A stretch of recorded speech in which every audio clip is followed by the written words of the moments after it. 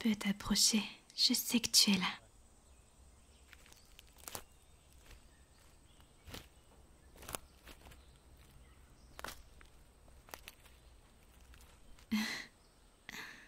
Tu peux t'approcher encore plus près.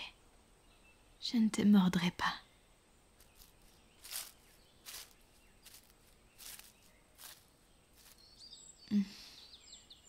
Nous y voilà. Je dois dire que tu as l'air plutôt surpris. C'est la première fois que tu vois un kitsune. Je ne peux pas te blâmer. Même ceux qui sont habitués aux créatures surnaturelles comme moi sont généralement étonnés par le nombre de mes queues. C'est plutôt flatteur. Tu peux les fixer si tu veux. J'ai l'habitude maintenant.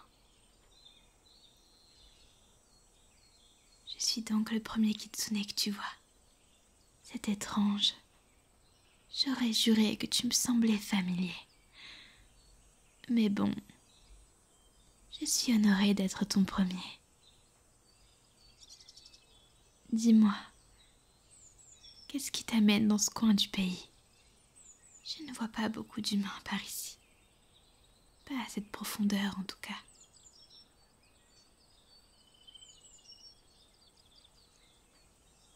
Oh, un apprenti mage, c'est ça? C'est plutôt impressionnant. Selon les critères humains en tout cas. Alors, laisse-moi deviner. Tu essaies de passer un contrat avec un familier, c'est ça? Je ne vois pas pourquoi tu viendrais ici, à moins que tu ne veuilles vraiment rencontrer une créature surnaturelle. C'est bien ce que je pensais. Tu cherchais un kitsune en particulier pour qu'il devienne ton familier. C'est ça? Aucun loup-garou, aucune lamia ou quoi que ce soit d'autre ne ferait l'affaire, pas vrai?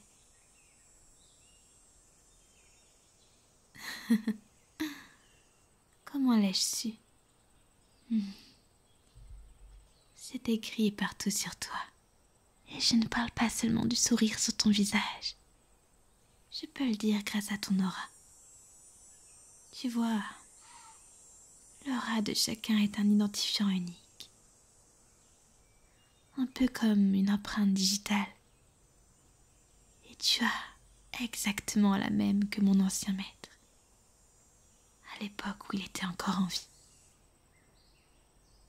Il était obsédé par le fait d'avoir un familier kitsune. Ce qui signifie que tu l'es probablement aussi.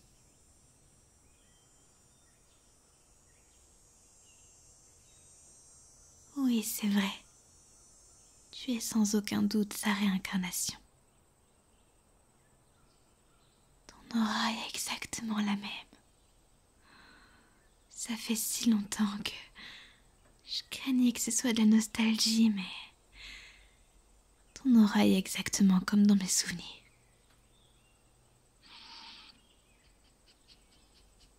Elle est si douce, avec la consistance d'un sirop,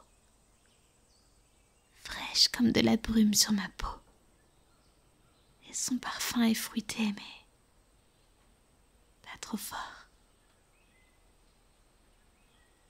Si seulement tu étais un peu plus doué pour la magie, tu pourrais en faire l'expérience toi aussi. Mais bon, tu apprendras avec le temps. Il m'en a fallu tellement pour détecter ton aura avec autant de précision. J'ai passé des mois et des mois à m'entraîner à tes côtés dans le cadre de ton contrat. Mais cela en valait la peine.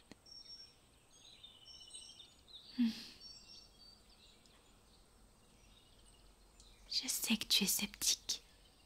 Tu rencontres un kitsune dans une forêt et soudain, il prétend être le familier de ta vie passée. Il y a peu de choses plus douteuses, n'est-ce pas? Mais je peux le prouver. Prouver que je t'appartiens réellement. Ton apparence a peut-être changé, mais ton langage corporel est toujours le même. Et je suis certaine que beaucoup d'autres choses ont été conservées. Je sais. Nous pouvons faire un petit test. Je vais te montrer que j'ai des connaissances qui ne peuvent provenir que d'une vie antérieure. Je sais des choses sur toi que même toi tu ignores. Par exemple, regarde par ici. Tu vois ces buissons? Tu vois leurs baies?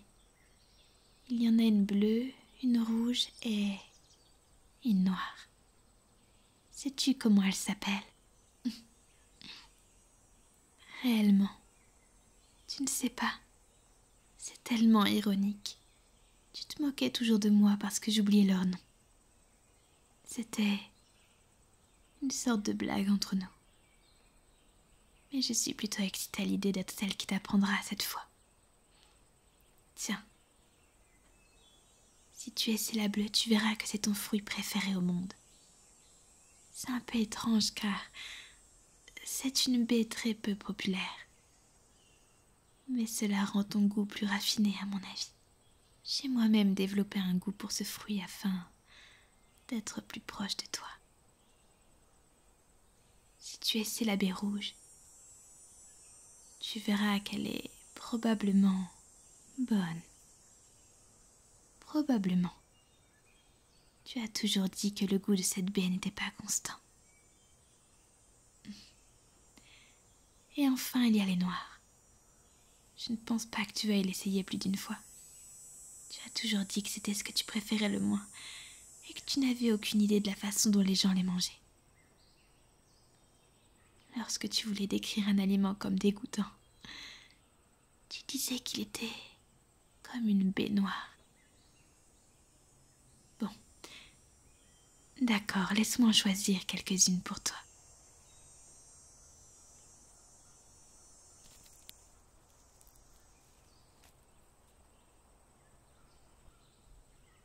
Voilà.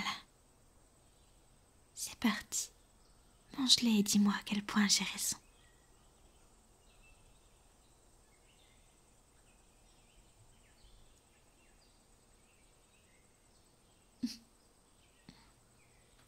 Tu vois, je pouvais dire que j'avais raison rien qu'en voyant les expressions de ton visage. Et aussi au fait que tu as recraché la noire. Il va falloir que je te choisisse d'autres bleus. Car tu t'en es vraiment donné à cœur joie. Mais est-ce que tu me crois maintenant? Quelles sont les chances que j'obtienne 3 bonnes réponses? Sans parler de ton obsession pour les kitsune. Oh là là, tu me regardes comme tu le fais toujours quand tu as envie de toucher mes queues. Je sais que de ton point de vue, tu viens peut-être de me rencontrer, mais du mien, personne n'est plus proche de moi. Alors vas-y,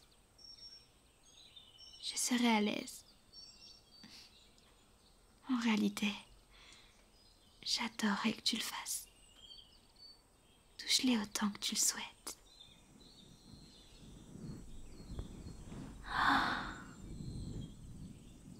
Ça fait si longtemps que je n'ai pas eu l'occasion de voir cette expression sur ton visage. Tu bavais toujours comme un bébé quand tu touchais mes queues. Il n'y a pas de quoi être gênée. Je suis juste contente que tu aies quelque chose qui te rende heureux. Surtout quand cette chose, c'est moi. Enfin, mes queues plutôt, mais tu comprends l'idée, n'est-ce pas? Ces moments m'ont toujours manqué. Chaque soir, lorsque nous nous endormions, nos câlins se concentraient toujours sur mes queues. Tu les prenais dans tes bras ou tu t'en servais comme oreiller. J'avais l'habitude de plaisanter en disant que c'était des avec l'obsession que tu avais pour elle et le réconfort qu'elle te procurait.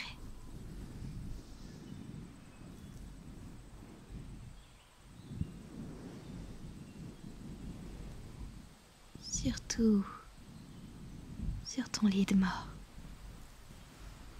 Tes derniers moments ont été avec mes queues.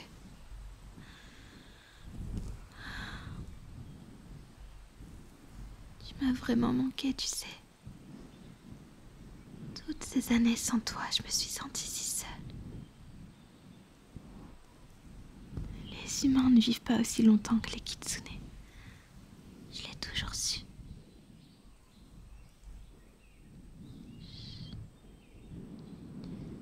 Mais je l'ai toujours nié. Même quand ta peau s'est ridée et que tes cheveux sont devenus gris. J'ai toujours été dans le déni. Je me disais qu'il te restait encore quelques années à vivre avec moi. Puis, lorsque la réalité me frappait, encore quelques mois, puis quelques semaines, quelques jours au plus, jusqu'à ce que je me mente à moi-même en me disant que tu as sûrement encore quelques minutes à vivre avec moi.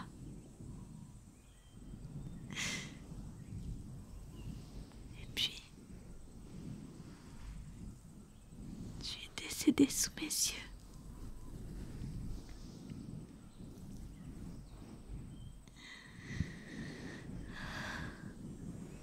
Tu es enfin là devant moi et je n'arrive toujours pas à accepter ce qui s'est passé.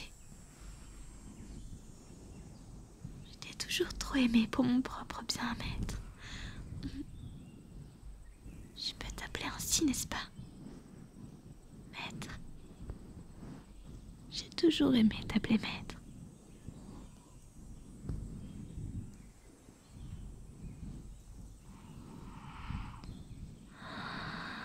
Cela renforce nos liens. Notre contrat. Notre connexion. Dis. Je veux ressentir à nouveau cette connexion. Je sais que je précipite peut-être un peu les choses, mais pouvons-nous passer un nouveau contrat?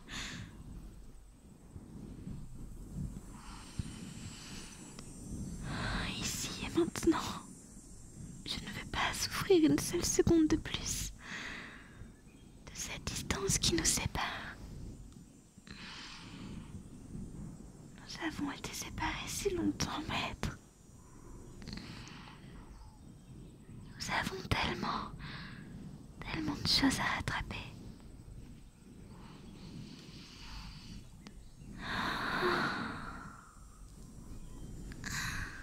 C'est génial.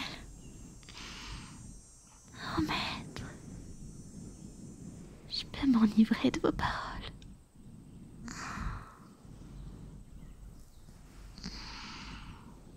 Nous allons enfin être ensemble. À nouveau. Juste nous deux.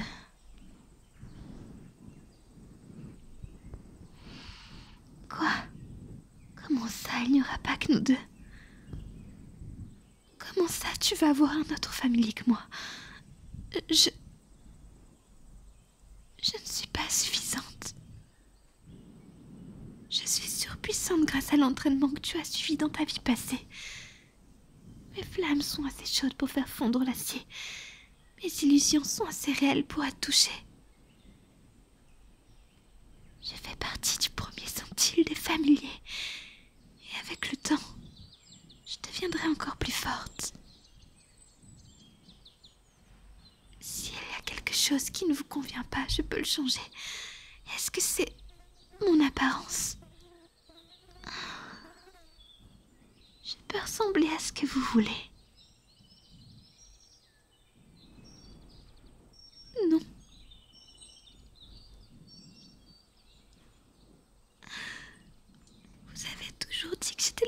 dont vous aviez besoin. Chaque jour, vous me rassurez.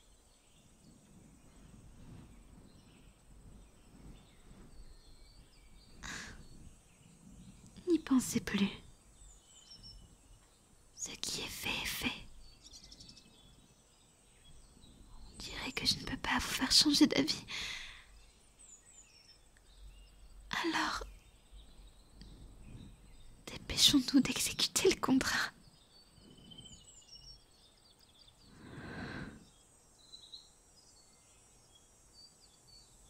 Vous avez les encres magiques, n'est-ce pas? Celles d'argent et d'or. Pour signer le contrat. Et le contrat lui-même. Excellent. On dirait que vos frais de scolarité n'ont pas été gaspillés. Donnez-moi l'or. Quoi? Non. Non. Le familier utilise l'encre dorée pour signer. Le maître utilise l'encre argentée. Eh bien, tes professeurs se sont trompés. Écoute, le familier utilise l'encre la plus chère en signe de respect envers le familier. Quel genre de familier voudrait conclure un contrat avec un maître qui ne le respecte pas?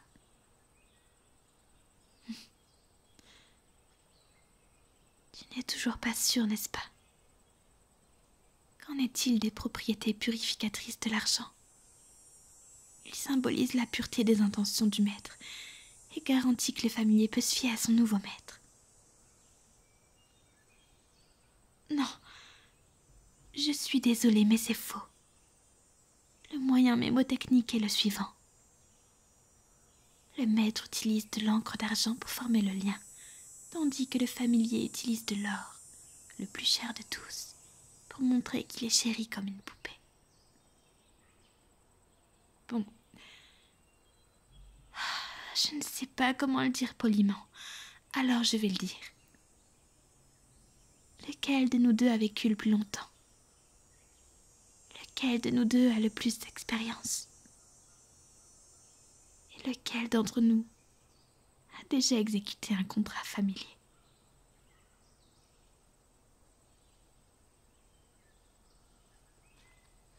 Je te remercie. J'y vais.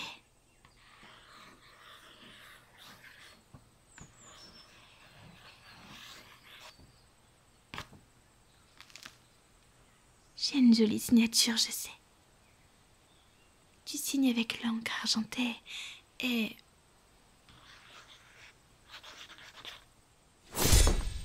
Voilà.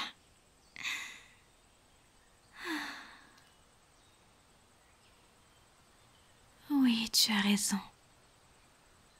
C'est bien l'insigne familier qui est apparu sur ton corps. Et celui du maître qui est sur le mien. Je suis vraiment désolée de t'avoir piégé de la sorte, mais tu ne m'as pas laissé le choix. Ce n'est pas vraiment de ta faute. Tu es si jeune. Tu viens à peine de commencer ta vie actuelle. Tu n'es encore qu'un apprenti mage. Il y a tant de choses que tu ne sais pas. Tu vas forcément faire des erreurs. Mais il est de mon devoir, en tant qu'aîné, de les corriger. Je ne peux pas te laisser gâcher ta vie parce que tu traverses une phase, n'est-ce pas? Je ne vais pas te laisser être malheureux parce que ta fée familière t'a fait la 5e farce de la semaine. Ou parce que ton écho est encore une fois un insupportable petit. Enfin, tu sais comment ils sont. Je ne peux pas te laisser souffrir comme ça, maître. Eh bien, je suppose que je suis le maître maintenant. Et dorénavant, tu ne pourras plus passer de contrat avec qui que ce soit d'autre. Sans compter que tu seras sous mon autorité.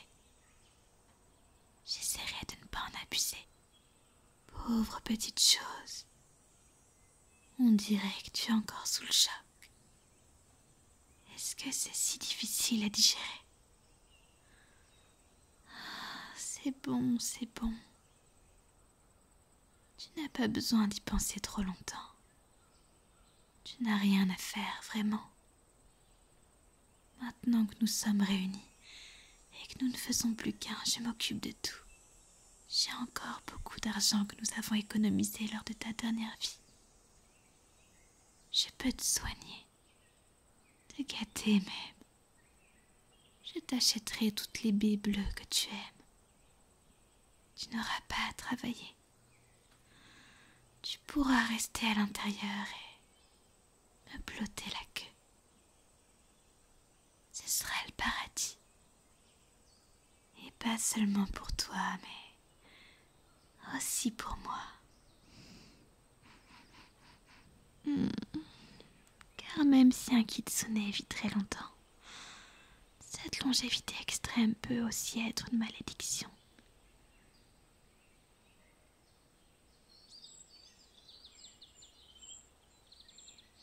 Une malédiction. Lorsqu'il n'est pas accompagné de la bonne personne. Mais toi, tu es la bonne personne. Même le destin est d'accord. Il t'a ramené à moi. Et nous pouvons enfin vivre heureux. Jusqu'à la fin de nos jours. Enfin, jusqu'à ce que tu meurs. Mais je pourrai te retrouver dans ta prochaine vie. Et quand tu mourras à nouveau, je n'aurai plus qu'à te retrouver. Et ainsi de suite. Encore et encore. Je ne laisserai plus jamais la mort nous séparer.